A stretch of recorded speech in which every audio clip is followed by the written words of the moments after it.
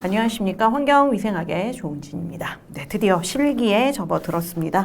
챕터 1 보시면요. 환경 측정에 관련된 내용들 있는데요. 내용에 들어가기 전에 제가 이제 그 이론 말씀드리면서 실기책을 미리 봐두셔도 괜찮다고 말씀을 드렸죠. 예, 많은 분들이 보셨으리라고 생각이 되고요. 그 이론에 있었던 그림들, 네, 표, 뭐 이렇게 그래프하고 더불어서 여기 실기는 특히나 사진이라든가 뭐 그 그림으로 출제되는 것이기 때문에 그런 것들 잘 봐주셔야 된다는 거 잊지 마시고요. 네. 한번 박스 1번부터 들어가 보도록 하겠습니다.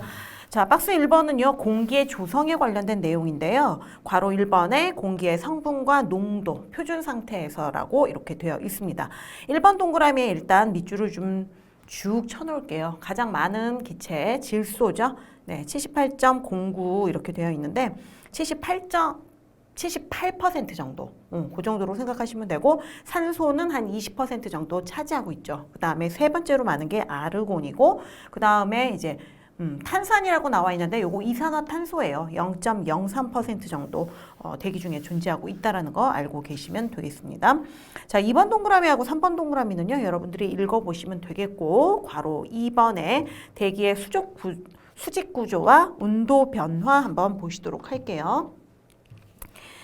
자, 이 밑에 나와 있는 그 대기의 수직 구조는 여러분들 중학교 때 보셨던 그 내용이에요. 그리고 제가 이론 수업을 하면서 대략적으로 이렇게 상어 연보습처럼 생겼다 이렇게 말씀드렸고, 뾰족한 거 대신에 여기가 경계면이기 때문에 이렇게 수직으로 올라가는 이런 모양을 취하고 있어요. 그래서 이 부분이 이렇게 점선을 쳐가지고 경계선이 되는 부분이었거든요. 그 그림이 이제 똑같이 우리 책에 나와 있고, 이제 뭐 예전에는 좀 등장한 면이 있긴 해요. 그래프가 나왔던 적도 있긴 한데, 요즘에는 뭐 이거는 거의 좀 기본적인 것이다 해가지고 그래프는 그냥 참고적으로 봐주시면 되겠습니다. 그렇죠? 그래서 맨 아래가 대륙권, 그 다음에 성층권, 중간권, 그 다음에 그 이후에는 열권이죠. 그래서 대략적인 높이.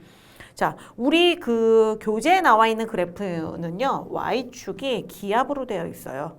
근데 제가 알려드린 거, 그 고도도 옆에 같이 나와 있네요. 그래서 고도, 높이로 알려드렸으니까 그 고도 좀 참고해 주시면 되겠고, 자, 맨 왼쪽이 0이 아니라고 말씀드렸죠. 이 부분이 20도예요. 20도씨.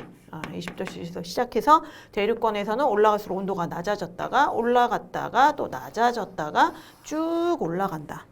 그런 모양이 되어 있다라는 거 기억을 좀 해주시면 되겠고요. 우리 밑에 나와 있는 동그라미 1, 2, 3번 3개 정도만 간략하게 정리해 보도록 하겠습니다. 자, 1번 대륙권에서는 고도가 올라갈수록 온도가 떨어진다. 예, 붉은색 글씨로 돼 있죠. 우리가 살고 있는 곳은요, 여기 맨 아래쪽 대륙권이에요. 대륙권 동그라미 해놓으시고 고도가 올라갈수록 온도가 떨어진다. 네, 그러니까 우리 지구상에서 가장 높은 산, 에베레스트 산맥 같은 곳에 올라갈 때 복장 보시면은 아주 방한복에 산소 탱크까지 메고 가시잖아요. 그런 걸로 떠올려 주시면 되겠고, 자, 올라갈수록 온도가 떨어지는 이유는요, 지구 복사 에너지가 감소되기 때문입니다. 참고로 하나 써두시고요.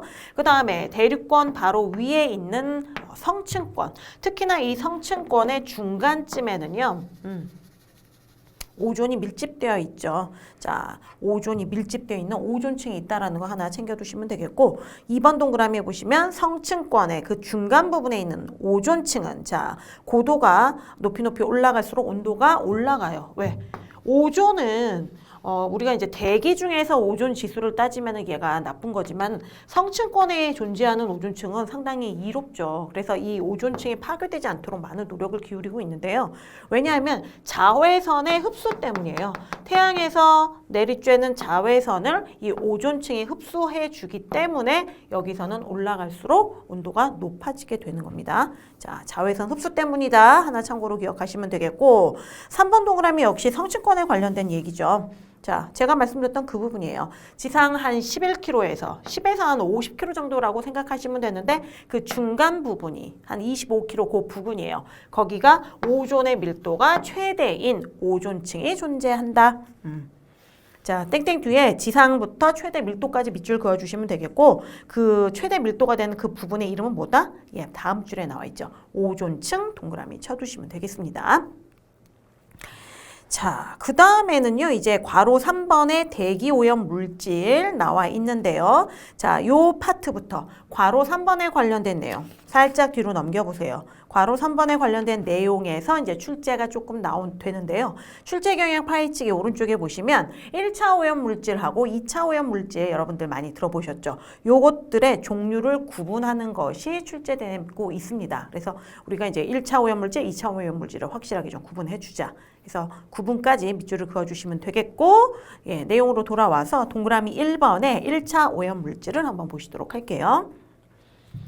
자.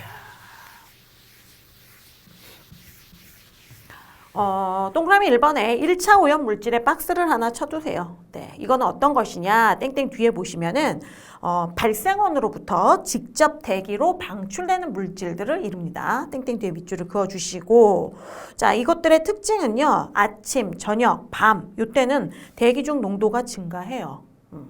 새끼 우리 식사하는 것처럼 아침, 저녁, 밤에는 점심은 없는 거죠. 대신 점심 대신 아침, 저녁, 밤이에요. 대기 중 농도가 증가한다는 거 기억에 밑줄을 쳐놓으시고 대신 낮에는 좀 감소를 해요. 약간 특이하죠. 니은에 낮에 동그라미 쳐두시고 농도 감소에다가 밑줄을 쳐두세요. 왜냐하면은 대기로 이렇게 발산된, 방출된 그 1차 오염 물질이 낮에는 태양빛에 의해서 자외선을 쬐게 되잖아요. 그것들로 인해서 반응을 벌여가지고 2차 오염 물질을 만들어내거든요. 그렇기 때문에 낮에는 대기 중 1차 오염 물질의 농도가 감소한다는 거 좀 챙겨두시면 되겠고, 그럼 대표적인 게 뭐가 있냐? 일산화탄소, 그 다음에 이제 NOx라고 불리우는 질소 산화물들, 이산화황, 아황산가스죠. SO2. 그 다음에 뭐 휘발성 유기화합물, 탄화수소, 부유, 분진 이런 것들이 전부 다 1차 오염물질이 되겠습니다. 그 종류는 미리 여러분들 예습을 해보셨겠지만 다음 페이지에 다시 한번 정리되어 있어요. 한 페이지 넘겨주시면 자, 디귿에 조금 더 구체적으로 나와 있죠. 오전하고 그다음 저녁하고 밤에 이제 증가하게 되는데 오전 9시경 아침이에요. 아침, 저녁, 밤에 증가한다 그랬잖아요. 오전 9시경에 증가가 됩니다. 그러다가 낮 되면 12시경에 감소됐다가 저녁이죠. 오후 6시경 다시 증가된다라는 거 밑줄 하나 그어주시고 앞에 표현되어 있는 거 구체적으로 시간을 통해서 다시 한번 확인을 한 거고요. 리을이 바로 그 종류가 되겠죠. 일산화탄소, 그 다음 이산화탄소도 있어요. 이산화탄소는 실내 공기 오염의 지표가 되는 거죠. 그 다음에 H2 수소도 있고요. 그 다음에 H2S, 황화수소, 암모니아, 납, 그 다음에 뭐예요? 아연, 수은, 뭐 이산화규소, 중금속 화합물, 중금속 산화물 이런 것들 다 있다고요. 거기다가 밑줄을 쳐두신 다음에 제가 아까 말씀드렸던 거 그런 것들 질소 화합물, 이산화황, 휘발성 유기화합물 이런 것들도 써두시면 좋죠. 탄화수소, 부유분진 뭐 이런 것들 같이 써놓으시고 이런 것들이 1차 오염물질이구나 하고 알고 계시면 됩니다. 자, 그 다음에 두 번째 동그라미에는 2차 오염물질이에요. 역시 2차 오염물질에다가 박스를 하나 해주시고요. 땡땡 뒤에 밑줄 그어보도록 하겠습니다. 자, 1차 오염물질 간에 지네들끼리 우리가 그 물질 종류를 알아보셨잖아요. 그것들끼리 또는 1차 오염물질과 다른 물질이 이렇게 반응해서 생성된 것들을 2차 오염물질이라고 해요. 근데 얘네들이 반응할 때 뭐에 영향이 있어요? 자외선의 영향을 받아요.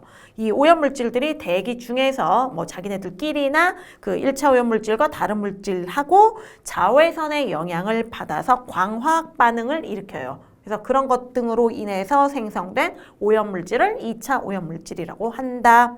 말씀을 드리고 자, 니은 한번 표시해 보도록 하겠습니다. 태양광선, 특히 자외선의 영향을 받기 때문에 한낮에 이 농도가 증가하죠. 아까 낮에 1차 오염물질의 농도는 오히려 감소하는 이유, 그것과 같이 기억을 하시면 돼요. 니은에서 자외선에다가 동그라미를 하나 해두시고 구체적인 시간대를 디귿에서 한번 살펴보시면 낮 12시경 동그라미 쳐놓으시고 증가. 그러다가 우리가 이제 온도도 낮 2시경이 가장 높잖아요. 여기도 마찬가지예요. 오후 2시경에 그 농도가 가장 높아요. 자, 동그라미 해두시고 그러다가 오후 4시 이후부터는 점차 감소하게 된다. 이렇게 시간대별로 기억을 하나 해주시고요. 리을은 종류가 나와 있습니다. 밑줄을 쭉 하나 쳐주세요. 분홍색, 빨간색 끝이죠. 예, 오존, 그 다음 펜, H2O2, 과산화수소, 그 다음 PBN 이런 것들이 있어요. 거기다가 밑줄을 쳐놓으시고 그리고 이제 우리가 2차 오염물질 그러면 옥시던트라는 용어를 들어보셨잖아요. 왼쪽 여백에 옥시던트에 관련된 내용을 좀 정리해 주시면 좋을 것 같아요. 옥시던트. 옥시던트는 오존하고 PBN, 펜, PAN 이런 것들이에요. 이거 PN이 아니죠. PAN, PBN 이런 것들을 특히나 옥시던트라고 일컫는데 이 중에서도 오존이 이 옥시던트의 90% 정도 그 이상을 차지하고 있어요. 그러니까 뭐 옥시던트다 그러면 대체적으로 오존을 의미하는구나. 그래도 무리가 없을 정도죠. 90% 정도가 오존이 차지하고 있으니까요. 이건 뭐냐 하면은 LA 스모그에서 그 원인 물질이 됐던 것이 바로 이 옥시던트고요. 공기 중에 배출된 어떤 오염물질이라든가 그 오염물질들끼리 또는 다른 것이 이제 만나가지고 그러니까 이 오염물질은 1차 오염물질이에요. 광화학 반응을 일으켜서 생긴 2차 오염물질들 중에서 산화성 물질을 옥시던트라고 이야기하는 거예요. 그러니까 한마디로 딱 짧게 얘기하자면 2차 오염물질 중 산화성 물질 이것들을 특별히 뽑아내서 우리는 옥시던트라고 한다. 그 내용 기억하시면 되겠고 LA 스모그의 원인 물질이 됐습니다. 여기에는 이제 옥시던트라는 내용이 없기 때문에 우리가 이론 시간에서는 옥시던트 내용을 보셨잖아요. 그래서 왼쪽 여백에 정리를 해두십사 말씀드렸고 동그라미 3번 보시면은 1, 2차 오염 물질 해가지고 니은에 또 밑줄을 좀 칠게요. 아황산가스 나왔죠. 그 다음에 황화수소, 황산이에요. 이것도 있고 일산화질소, 질소 산화물이죠. 이산화질소, 케톤, 유기산 이런 것들이 있으니까 분홍색 글씨 쫙 밑줄을 쳐놓으시고 이 중에서 특히나 아황산가스, 이산화황이죠. 맨 앞에 있는 것은 대기오염의 지표로 사용되고 있는 거니까 유심히 좀 봐두시면 되겠습니다. 그래서 이 내용에서 1차 오염물질, 2차 오염물질 어떻게 생성되고 어떤 종류가 있는지 알아보시면 되겠고요. 괄호 4번으로 넘어갈게요. 괄호 4번은 오염물질의 확산입니다. 예, 대기 중에서 오염물질이 있으면 그것들이 널리 퍼져나가려면 바람의 영향을 받을 수밖에 없죠. 자, 그래서 1번 동그라미에 바람이 나와 있어요. 자, 바람에 관련된 내용 보시면 자, 기억에 대기오염물질이 확산되는데 가장 큰 영향을 미치는 게 바로 이 바람이에요. 그거 읽어보시면 되겠고 니은과 디귿을 좀 묶어볼게요. 니은, 디귿 이렇게 해서 두 개를 좀 묶어주시고요. 바람하고 대류가 나와 있어요. 바람이라고 하는 것이나 대류라고 하는 것이나 둘 다 그 대기의 움직임이에요. 공기가 움직이는 건데 바람은 그 움직임이 수평 방향으로 이렇게 움직이게 되는 거예요. 자, 수평 방향 동그라미. 반면에 대류는 어때요? 따뜻해진 것은 위로 올라가고 찬 공기는 내려오고 해서 수직 방향으로 이렇게 오르락 내리락 하는 게 대류죠. 자, 디귿 대류에서는 수직 방향에 동그라미를 쳐두시고 이렇게 구분이 된다라는 거 기억하시면 돼요. 자, 그렇다면 우리는 이런 바람을 어떻게 표시할까? 동풍, 동남풍 이런 거 많이 들어보셨잖아요. 자, 바람의 이름은요. 불어오는 방향, 불어가는 방향이 아니라 바람이 시작된 방향의 이름을 따요. 그래서 동풍이다. 그러면 동쪽에서 서쪽으로 불어가는 바람인 것 알고 계셔야 돼요. 그래서 풍향의 경우에는 불어오는 에다가 밑줄을 쳐놓으세요. 불어오는 방향의 이름을 따게 되는 거고요. 풍속은 바람의 속도죠. 자, 그 아래 보시면은 풍배도라고 하는 그림이 나와 있습니다. 무슨 도 그러면은 이제 지도 같은 거 그림 이렇게 도표 같은 거 생각해 주시면 되는데 요렇게 생긴 게 이제 풍배도인데요. 자, 미음의 풍배도 설명 나와 있죠. 그림 유심히 봐주시고 이 풍배도는 윈드로우즈라고 해요. 바람장미. 장미꽃처럼 느껴지나 봐요. 이렇게. 자, 이거는 국지적으로 부는 바람의 특성을 이해하는 데 사용되는 것이 바로 풍배도예요. 윈드로우즈예요. 자, 그 위에다나 뭐 옆에다 써주세요. 국지적 바람의 특성을 이해하는 데 사용되는 거고요. 자, 땡땡 뒤에 보시면 바람의 발생 빈도와 풍속을, 자, 빈도 동그라미, 풍속 동그라미 해두시고 이게 16방향의 막대기형으로 표시하는 거예요. 그림에 막대기 이렇게 보이시죠? 그 빨간색 글씨 밑줄을 쳐두세요. 그렇게 되어 있는 기상도형을 풍배도라고 한다. 그 다음 비읍은 주풍입니다. 주풍 그러면 주된 바람이라고 생각하시면 돼요. 가장 빈번하게 불어오는 바람이기 때문에 얘가 주된 바람이 되는 거죠. 자, 첫 번째 점에서 빈번하게 동그라미 해놓으시고 발생하는 풍향을 주풍이라고 이야기해요. 자, 그 다음 제가 말씀드린 거 나왔죠? 두 번째 점에 바람이 발생한 곳. 네, 그곳의 이름을 따는 거예요. 발생한 곳 동그라미 해놓으시고 이름을 따서 바람의 이름을 짓는다. 동풍, 그럼 어디서 발생했다고요? 동쪽에서. 그래서 어디로 불어가요? 서쪽으로 불어가는 거라고 말씀드렸어요. 자, 이 주풍을 알게 되면요.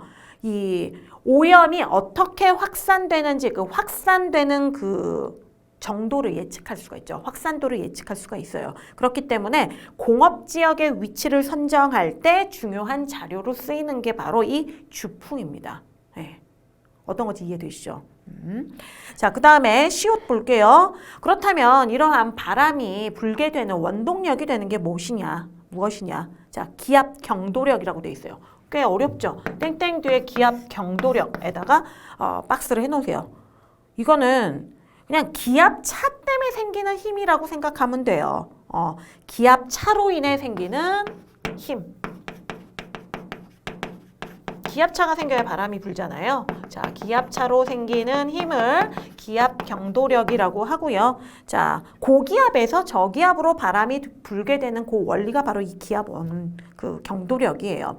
두 지점의 기압 차이에 의해서 생기는 힘이고요. 바람을 불게 하는 근본적인 원인이 되게 하는 게 바로 이 기압 경도력입니다. 압력차 생겨서 고기압에서 저기압으로 바람이 불게 되는 거죠. 자, 그게 기압 경도력이고요. 그 밖에 전향력도 있어요. 전향력은 동그라미 쳐볼게요. 이거는 코리올리의 힘이라고도 해요. 전향력은 코리올리의 힘.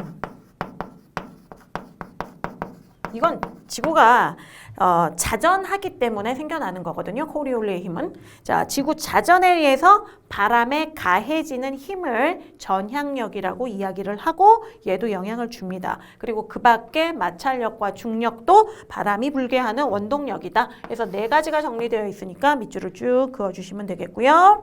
자, 오른쪽 페이지로 넘어가서 바람의 종류를 보도록 할게요. 자, 기역, 니은, 디귿, 리을로 되어 있는데 이렇게 네 개를 묶어주시면 되겠고 이런 바람들이 있구나. 직윤풍, 경도풍, 지상풍, 국지환류 이런 게 있구나 라고 읽어봐 주시면 돼요. 국지환류는 국지순환이라고도 해요.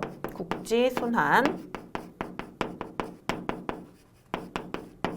이렇게 하나 적어두시면 되겠고 이 국지순환이라는 건 하루를 주기로 하는 순환을 의미한다. 그거까지 한번 챙겨둘게요.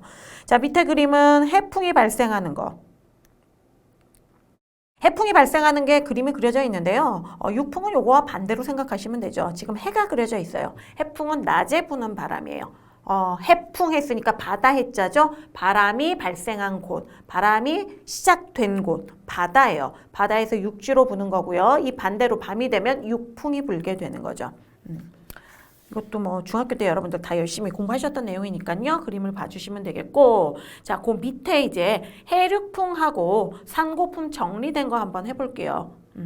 해륙풍은 해풍과 육풍을 이야기하는 거예요. 밤낮으로 이렇게 번갈아 가면서 불게 되는데 바다와 육지의 비열차로 인해서 발생이 됩니다. 바다와 육지의 비열차 밑줄 쳐놓으시고 비열차 동그라미. 자, 그림은 해풍만 나왔습니다. 해풍은 낮에 부는 바람이라고 했고요. 비열차에 의해서 누가 비열이 더 커요? 물이 비열이 크죠. 그래서 육지가 바다보다 더 빨리 덮여지고 빨리 식어요. 그것 때문에 해풍과 육풍이 발생되는 거예요. 그래서 낮에는 어때요? 낮에는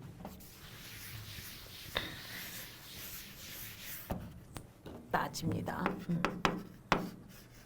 낮에는 이렇게 육지와 바다가 있으면 자, 육지가 더 빨리 데펴진다 그랬죠? 뜨거우니까 공기가 위로 떠요. 그러니 여기가 비어 있기 때문에 바다에 있던 공기가 고기압이 돼가지고 육지 쪽으로 이렇게 불어가는 거예요. 그래서 얘가 해풍 이렇게 되는 거고요.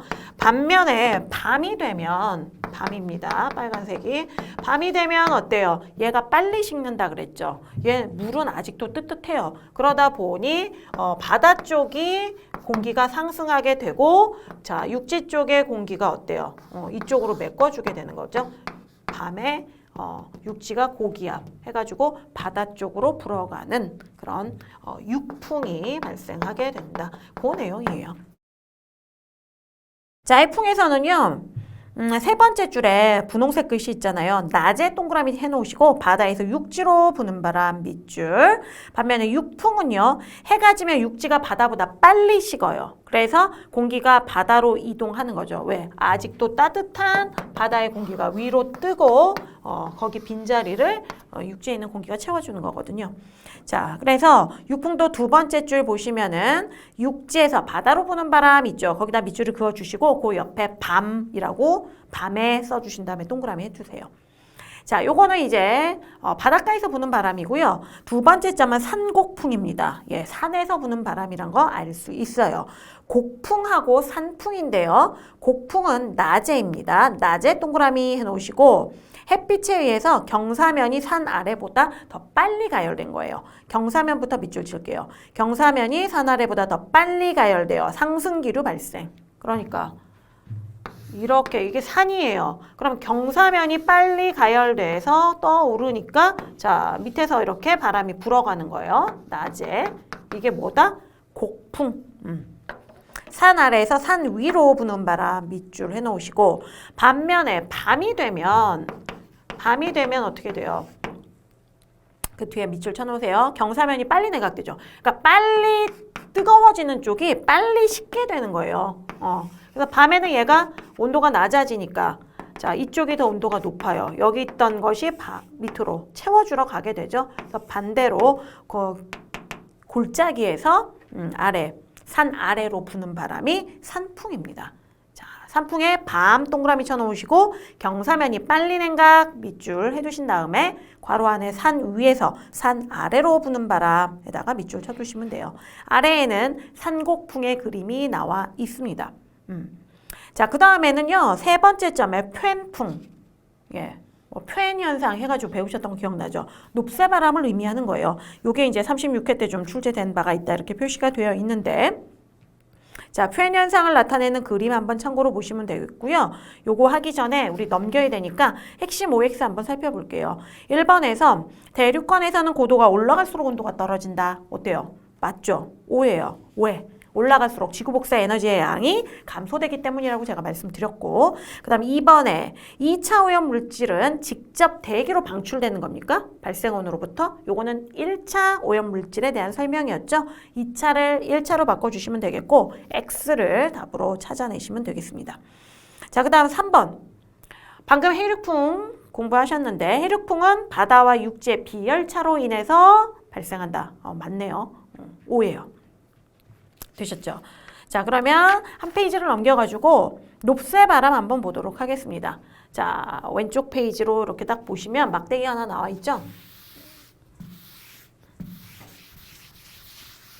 자, 첫 번째 막대기에 보시면은 습윤한 바람이 산을 넘으면 습기를 많이 가지고 있는 거예요. 온도가 상승하고 고온, 건조해지는 현상 밑줄 쭉 해주시면 돼요. 습윤한 바람이 산을 넘으면 고온 건조해지는 거예요. 이게 앞에서 보시면 이제 산이 이렇게 있었잖아요. 그래서 습윤한 공기가 구름이 지금 이렇게 그려져 있고요. 얘를 쑥 이 산맥을 넘어가면서 고온 건조해지는 그런 현상이에요. 자, 이거 우리 대표적인 산맥 어디를 중심으로 일어난다? 태백산맥을 중심으로 일어나고 있어요. 태백산맥. 그림이 같이 있었으면 좋았을 텐데 이게 따로 있지만 괜찮아요. 그렇죠? 자, 두 번째 막대기에 태백산맥 동그라미 해놓으세요. 이건요. 늦은 봄에서 초여름에 걸쳐서 동해로부터 태백산맥을 넘어 불어오는 고온 건조한 바람이에요. 요게 이제 그 높새 바람이고요. 높새 바람 되셨죠? 자, 이렇게 되고 그 다음 마지막 점은 전원풍입니다. 자, 도시의 중심부가 전원풍 기억나시죠? 도시는 인공열이 상당히 많아요. 그래서 도시에는 늘 뜨겁죠. 열이 많다 보니까 온도가 높아져서 위로 올라가요. 그러면 도시 주변에 있는 시골, 뭐 전원에서 바람이 불어 들어가는 거죠. 항상 없는 걸 채워줘야 되니까 공기가 위로 떠서 이쪽이 저기압이 되면 주변 고기압으로부터 공기가 이동해서 전원풍이 불게 되는 거예요. 자, 도시의 중심부가 고온 밑줄 쳐놓으시고 그러면 이제 위로 뜨니까 상승기류 발생 밑줄. 그래서 시골에서 도시로 전원풍이 불어 들어간다. 이렇게 되시면 되겠고 괄호 5번은 기온 역전입니다.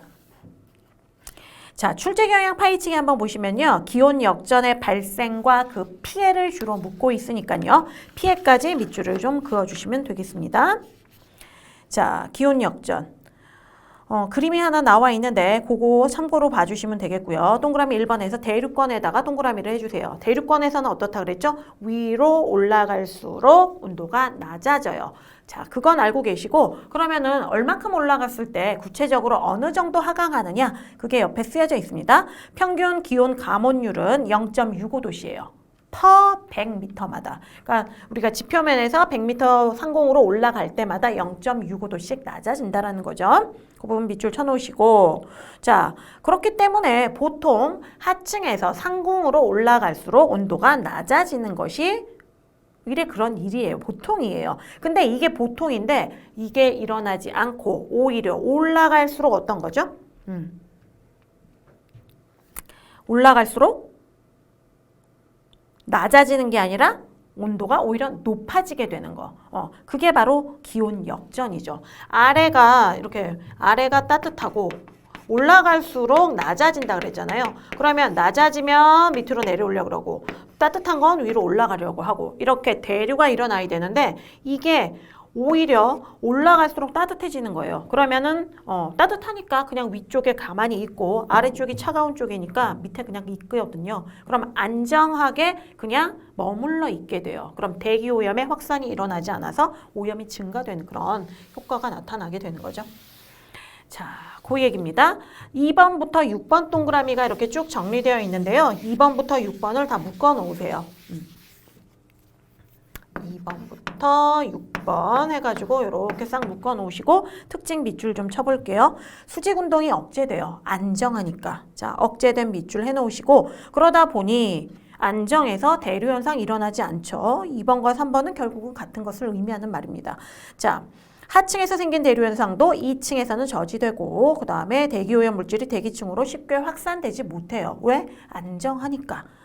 그렇기 때문에 지표 부근의 오염 농도가 커지게 됩니다. 자, 그렇다면 역전은 어떤 종류들이 있을까? 7번 동그라미에 역전의 종류가 나와 있고요. 기역과 니은이 정리가 되어 있죠. 기역에서는 복사 역전 이렇게 되어 있으니까 복사에다 동그라미를 주세요. 복사 동그라미. 이 복사 역전은요. 대표적인 게 1952년 영국에서 일어난 런던 스모그예요. 겨울 오전에 일어났죠. 그게 이제 복사 역전인데 이거는 이제 바람이 적고 구름이 없는 맑은 날 잘 일어나요. 습도가 적은 그 자정부터 새벽에 잘 일어나게 되는 거죠.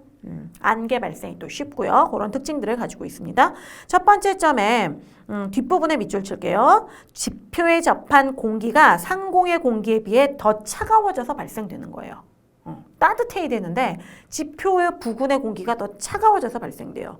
즉, 지면이 대기층보다 더 빨리 냉각되어서 일어난다라는 의미고요.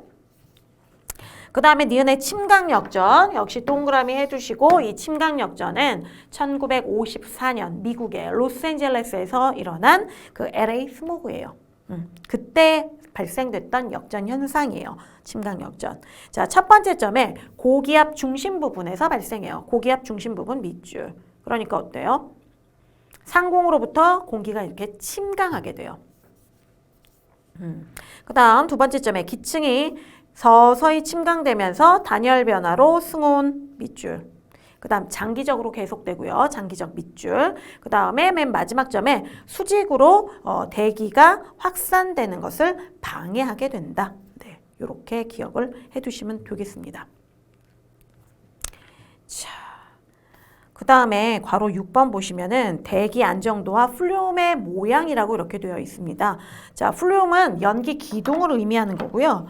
자, 잠깐 보시면 네, 여러분 교재에도 그림이 잘 정리가 되어 있어요. 요걸 이제 하나하나 살펴보실 텐데 자, 그림이 이렇게 나와 있으니까요. 이름하고 그 연기 기둥, 플룸의 모양, 그 다음에 각각의 좀 간략한 특징들을 정리를 해두시면 되겠습니다. 자, 먼저 환상형을 한번 보도록 할게요. 환상형, 뭐 파상형이다 이렇게 불리우기도 하고요. 영어로 하면 루핑형이에요. 루핑형. 핑 하면 안 되죠. 피니까. 자, 여기 나와 있는 요겁니다. 자, 대기가 불안정한 상태예요. 자, 우리 일반 동그라미에다가 그래도 한번 루핑이라고 하나 써놓으세요. 루핑형 이렇게 일반 동그라미 옆에다 써놓으시고 파상형 또는 환상형이라고 한다. 제가 이거 말씀드렸잖아요. 야, 판타스틱한 게 아니에요. 환상형이 오르락내리락 하고 있습니다. 자, 대기의 상태는요. 절대 불안정이에요. 우리 이제 그 그림에서는 불안정이라고만 나왔지만 아주 완전 불안정한 겁니다. 절대 불안정. 자, 거기다 밑줄을 쳐놓으시고 어떤 때 발생하느냐 니은에 한번 볼게요. 맑은 날 오후 밑줄. 때로는 자, 풍속이 매우 강하여 상하층 간의 혼합이 크게 일어날 때 발생. 두 개가 이제 오어니까요. 앞에 거 맑은 날 오후 하나 끊어서 밑줄 그어주시고 그 뒤에 풍속이 매우 강하여 상하층 간의 혼합이 매우 잘 일어날 때, 크게 일어날 때 오르락내리락 하고 있죠. 자, 요거는요. 특징을 우리 그 아래 여백이 있으니까 좀 살펴볼게요. 이게 이제 절대 불안정한데 특히나 여름철 낮에 잘 발생해요. 여름철 낮에 잘 발생하고요. 발생하기가 쉽고요. 그 다음에 이제 오염 최대 농도 거리가 짧을 수도 있어요. 오염 최대 농도 거리가 짧을 수 있어.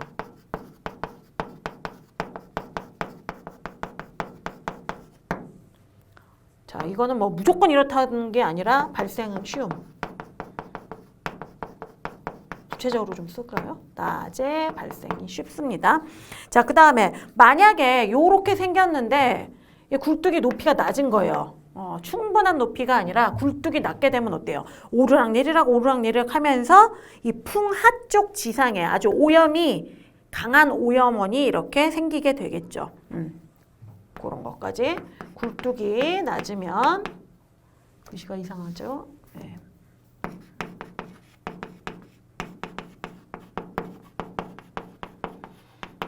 굴뚝이 낮게 되면 그 풍하 쪽 지상에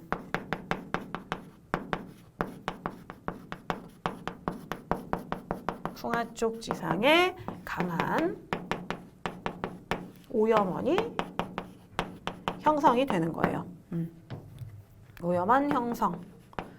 그 다음에 이거는요, 뭐 고기압이냐, 저기압이냐에 관계없이 발생할 수 있습니다.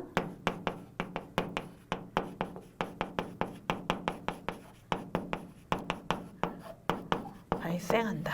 요렇게. 상관없이 관계없이 발생한다라는 거 기억을 좀 해주시면 되겠고 오른쪽 페이지로 넘어가시면요. 디귿 풍하측 지면의 심한 오염의 영향. 그게 요 내용이에요. 거기다가 밑줄을 하나 해놓으세요. 근데 이제 그게 일반적으로 그런데 이제 굴뚝이 낮으면 특히나 더 그렇다라는 거 그렇게 정리해 두시면 되겠고요. 지표의 농도가 최대가 되는 거죠. 리을의 지표 농도 최대에다가 밑줄을 그어주시면 되겠습니다. 자, 그래서 제가 봤을 때는 요게 좀 이 다른 그 플룸들보다는 되게 특징적이잖아요. 그래서 얘가 좀 많이 나오지 않았을까? 우리 문제에도 저런 게 좀 있지 않았을까 생각이 됩니다. 눈에 확 띄니까 외우시기도 좋고요. 자, 이렇게 해서 오늘은 동그라미 1번에 환상형, 파상형까지 정리를 하는 것으로 하겠습니다. 그림 다음에 다시 한번 요것도 등장할 거고요. 그래서 그림 모양 잘 보시고 오늘 한 거 환상형의 특징들 잘 정리해 두시면 되겠습니다. 네, 오늘 첫 시간이라 좀 가볍게 풀어보셨고요. 예습하고 복습 철저히 해주시는 거 잊지 마시고 오늘도 고생 많으셨고 다음 시간에 뵙도록 하겠습니다. 고맙습니다.